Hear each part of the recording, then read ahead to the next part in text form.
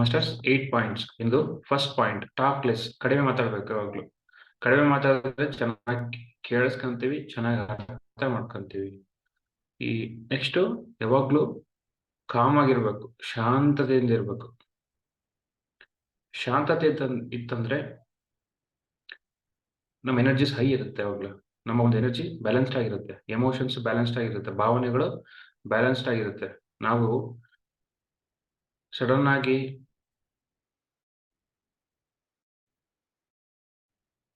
Decision ತಗೊಳಕ್ಕೂ ಅದೆಲ್ಲ ಅಂದ್ರೆ ಅವಸರ ಇರಲ್ಲ. ಕಾಮ್ ಇದ್ರೆ ಅವಸರ ಇದ್ದಾಗ ಏನಾಗುತ್ತೆ, ಏನು ತಲೆ ಓಡಲ್ಲ ಏನು. ಅವಾಗ ನಮ್ಮ ಬುದ್ಧಿ ಕೆಲಸ ಮಾಡುತ್ತೆ, ಮನಸ್ಸು ಶೂನ್ಯ ಆಗುತ್ತೆ, ಬುದ್ಧಿ ಕೆಲಸ ಮಾಡುತ್ತೆ. ಯಾವತ್ತು ನಮ್ಮ ಮನಸ್ಸು ಕೆಲಸ ಮಾಡಬಾರ್ದು, ಬುದ್ಧಿ ಕೆಲಸ ಮಾಡ್ಬೇಕು. ಅವಾಗ ಏನಾಗುತ್ತೆ, ಸಕ್ಸಸ್ ಇರುತ್ತೆ. ಹಾಗಾಗಿ ಯಾವಾಗ್ಲೂ ಕಾಮ್ ಆಗಿರ್ಬೇಕು.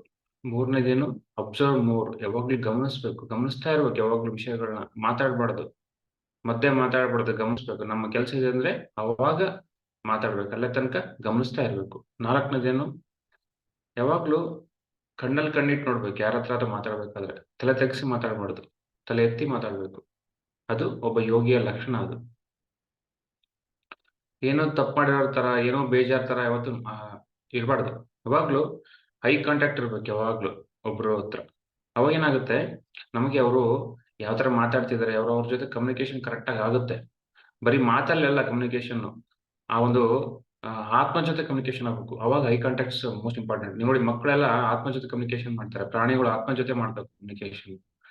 ಯಾಕಂದ್ರೆ ಅವು ಕಣ್ಣಲ್ಲಿ ಕಣ್ಣಿಟ್ಟು ನೋಡ್ತವೆ. ಅವಾಗ ಗೊತ್ತಾಗುತ್ತೆ ನಿಜವಾದ ಒಂದು ಕಮ್ಯುನಿಕೇಶನ್ ಅಂದ್ರೆ ಐ ಕಾಂಟ್ಯಾಕ್ಟ್ ಇಂದ ಇರ್ಬೇಕು ಯಾವಾಗ್ಲೂ. ಪತ್ರಿಜಿ ಅವ್ರು ಯಾವತ್ತು ಕಣ್ಣಲ್ಲಿ ಕಣ್ಣಿಟ್ಟೆ ನೋಡೋರು.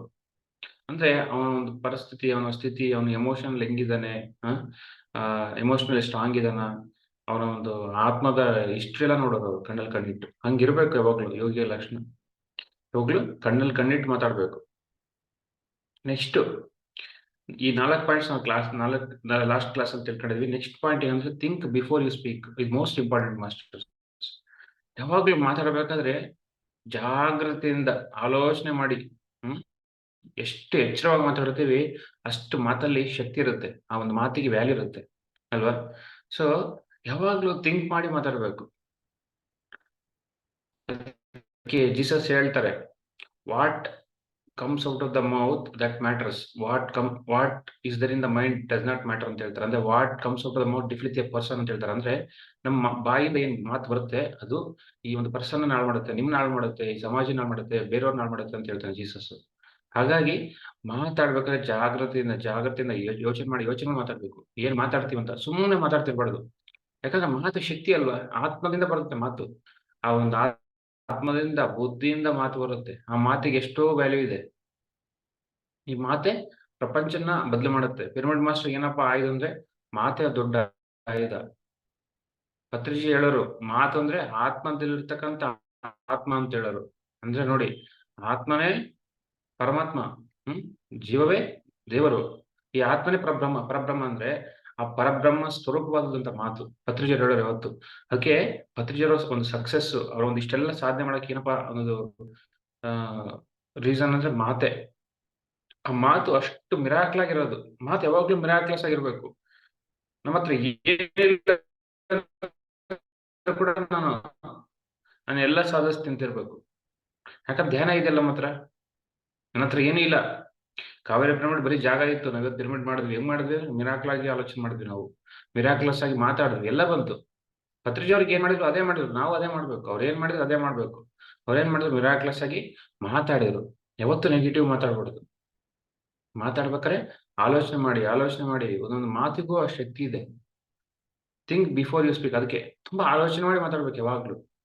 ನೆಕ್ಸ್ಟ್ ಮಾಸ್ಟರ್ಸ್, ಇನ್ನೊಂದು ಮೋಸ್ಟ್ ಇಂಪಾರ್ಟೆಂಟ್, ಟೈಮ್ನ ಚೆನ್ನಾಗಿ ಮ್ಯಾನೇಜ್ ಮಾಡ್ಬೇಕು.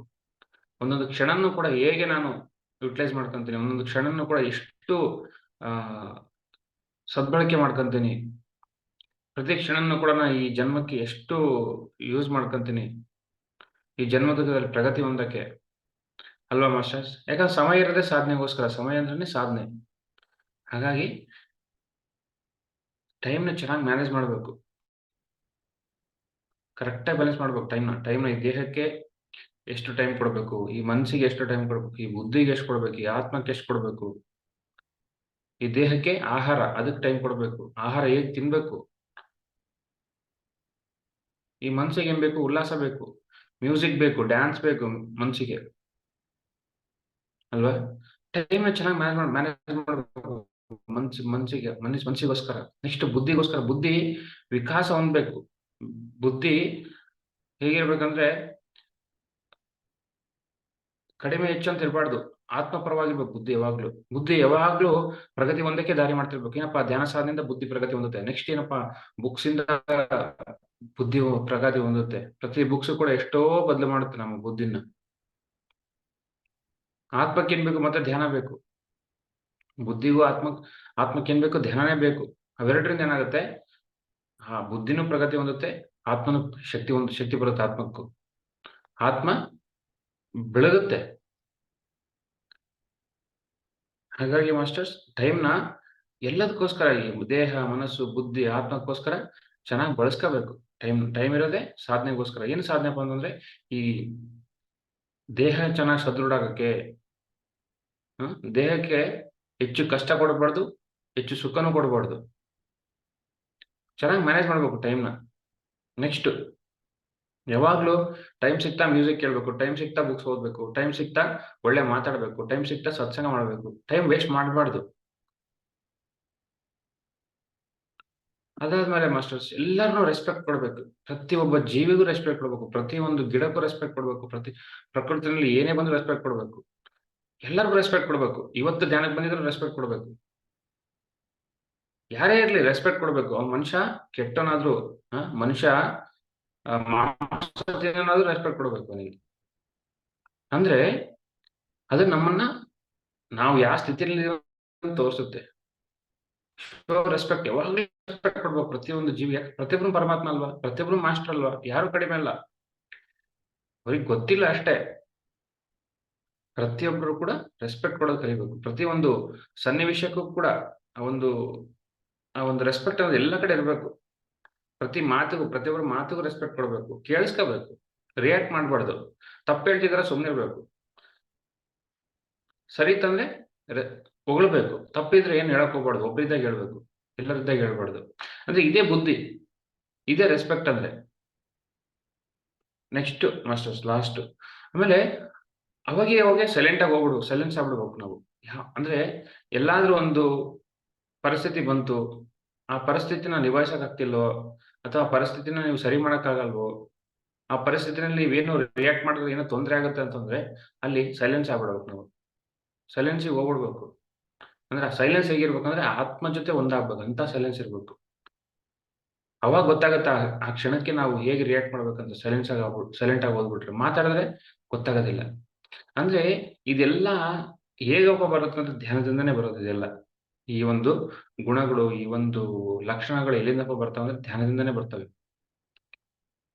ಸೊ ಮಾಸ್ಟರ್ಸ್, ಇದನ್ನೆಲ್ಲ ಫಾಲೋ ಮಾಡಿ. ಫಸ್ಟ್ ಪಾಯಿಂಟ್ ಏನಪ್ಪಾ ಅಂತಂದ್ರೆ, ಕಡಿಮೆ ಮಾತಾಡಿ, ಯಾವಾಗ್ಲೂ ಕಡಿಮೆ ಮಾತಾಡ್ಬೇಕು. ನೆಕ್ಸ್ಟ್, ಕಾಮ್ ಆಗಿರ್ಬೇಕು, ಶಾಂತತೆಯಿಂದ ಇರ್ಬೇಕು. ಎಂತ ಪರಿಸ್ಥಿತಿ ಬಂದ್ರು ಶಾಂತತೆಯಿಂದ ಇರ್ಬೇಕು. ಯಾಕಂದ್ರೆ ಸಾವೇ ಇಲ್ಲ, ಯಾಕೆ ಬೇಜಾರು, ಯಾಕೆ ದೂಡ. ನೆಕ್ಸ್ಟ್, ಅಬ್ಸರ್ವ್ ಮೋರ್, ಯಾವಾಗ್ಲೂ ಗಮನಿಸ್ತಿರ್ಬೇಕು. ಆತ್ಮದೊಂದು ಗುಣ ಅದು. ಆತ್ಮ ಇರೋದೇ ಗಮನಿಸಕ್ ಬಂದಿರೋದು. ಗಮನಿಸಿದಷ್ಟು ಕಲಿತೀವಿ ನಾವು ವಿಷಯಗಳನ್ನ. ಯಾವಾಗ್ಲೂ ಐ ಕಾಂಟ್ಯಾಕ್ಟ್ ಇಟ್ಟು ಮಾತಾಡ್ಬೇಕು, ಯಾವಾಗ್ಲೂ ಕಣ್ಣಲ್ಲಿ ಕಣ್ಣಿಟ್ಟು ಮಾತಾಡ್ಬೇಕು. Next, think before you speak. ಮಾತಾಡಕ್ಕಿಂತ ಮುಂಚೆ ತುಂಬಾ ಜಾಗೃತಿಯಿಂದ ಮಾತಾಡ್ಬೇಕು, ಸುಮ್ಮನೆ ಮಾತಾಡೋದಲ್ಲ. ನೋಡಿ, 8 ಪಾಯಿಂಟ್ಸ್, ಅದ್ಭುತವಾದ ಪಾಯಿಂಟ್ಸ್ ಇವು. ನೆಕ್ಸ್ಟ್, ಮ್ಯಾನೇಜ್ ಟೈಮ್ ವೆಲ್, ಅಂದ್ರೆ ಸಮಯನ ತುಂಬಾ ಚೆನ್ನಾಗಿ ಬಳಸ್ಕೋಬೇಕು. ಪತ್ರಿಜಿ ಅವರೇ ದೊಡ್ಡ ನಮ್ಗೆ ಎಕ್ಸಾಂಪಲ್. ಅವ್ರು ಒಂದು ಕ್ಷಣನೂ ಕೂಡ ವೇಸ್ಟ್ ಮಾಡ್ತಿರ್ಲಿಲ್ಲ. ಒಂದು ಎಕ್ಸಾಂಪಲ್ ಹೇಳ್ತೀನಿ ನಿಮ್ಗೆ. ಅವರು ಕೊಳಲ ನುಡಿಸಿ ನೆಕ್ಸ್ಟ್ ತಬಲಾ ನುಡಿಸ್ತಿರೋರು. ಆ ಟೈಮಲ್ಲಿ ಕೊಳಲ ನುಡಿಸೋದು ಇರ್ತಿರ್ಲಿಲ್ಲ. ಅವರು ಸುಮ್ಮನೆ ಕುಂತಿರೋರು. ಒಂದು ಧ್ಯಾನಕ್ಕೆ ಕುಂತ್ಕೊಳೋರು, ಇನ್ನೊಂದ್ರೆ ಮೆಸೇಜ್ ಬರೆಯೋರು. ಆ ಟೈಮಲ್ಲಿ ಒಂದು 10 ನಿಮಿಷ 5 ನಿಮಿಷ ಸಿಕ್ಕರೆ ಆ ಟೈಮಲ್ಲೇ ಮೆಸೇಜ್ ಬರೆದು ಕಳ್ಸೋರು. ಅಂದ್ರೆ ಟೈಮ್ ಎಷ್ಟು ಮಟ್ಟಿಗೆ ಅವರು ಯೂಸ್ ಮಾಡ್ಕೊಂತಿದ್ರು ನೋಡಿ ಮಾಸ್ಟರ್ಸ್. ಈ ಧ್ಯಾನ ಯಜ್ಞದಲ್ಲಿ ನಾನು ಗಮನಿಸ್ತಿದ್ದೆ ಸರ್ನ. ಆ ಟೈಮಲ್ಲಿ ಮೆಸೇಜ್ ಬರೆಯೋರು ಅವರು. ಧ್ಯಾನ ಮಹಾಯಜ್ಞ ಅಂದ್ರೆ ಪತ್ರಿಜಿಯವರು 24 ಅವರ್ಸ್ ಕೆಲಸ ಇರೋದು.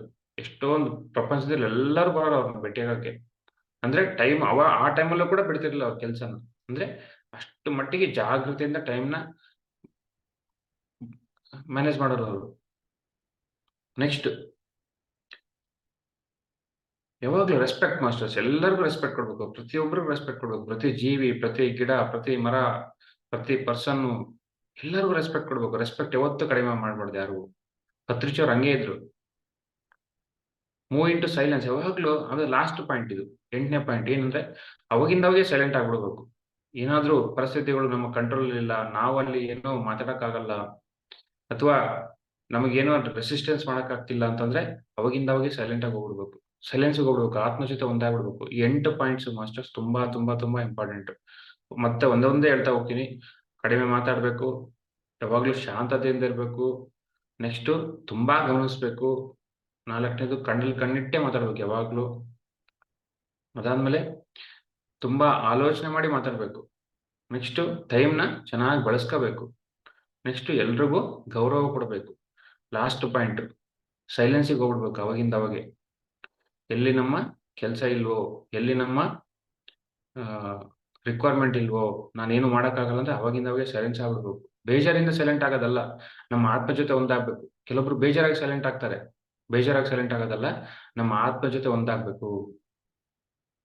ಯಾಕಂದ್ರೆ ಎಲ್ಲಾನು ಮಾಯ ಅಲ್ವಾ? ನಾವೇನ್ ಮಾಡಕ್ಕಾಗುತ್ತೆ? ಹ್ಮ್. ಸೊ ಎಂತ ಪರಿಸ್ಥಿತಿನಲ್ಲಿ, ಸಂಸಾರದಲ್ಲಿರ್ಲಿ, ಸೊಸೈಟಿಲಿರ್ಲಿ, ನಮ್ಮ ಆತ್ಮ ಜೊತೆ ಯಾವಾಗ್ಲೂ ಅವಾಗಿಂದಾಗೆ ಒಂದಾಗೋದ್ ಕಲಿಬೇಕು. ಅದು ಬರೋದೇ ಧ್ಯಾನ ಸಾಧನೆ ಅಂತ. ಸೊ ಮಾಸ್ಟರ್ಸ್ ಈ 8 ಪಾಯಿಂಟ್ಸು ದಯವಿಟ್ಟು ಫಾಲೋ ಮಾಡಿ. ನೋಡಿ, ನಿಮ್ಮ ಜೀವನ ಒಬ್ಬ ಎನ್‌ಲೈಟನ್ ಮಾಸ್ಟರ್ ತರ ಬದುಕ್ತೀರಿ ನೀವು.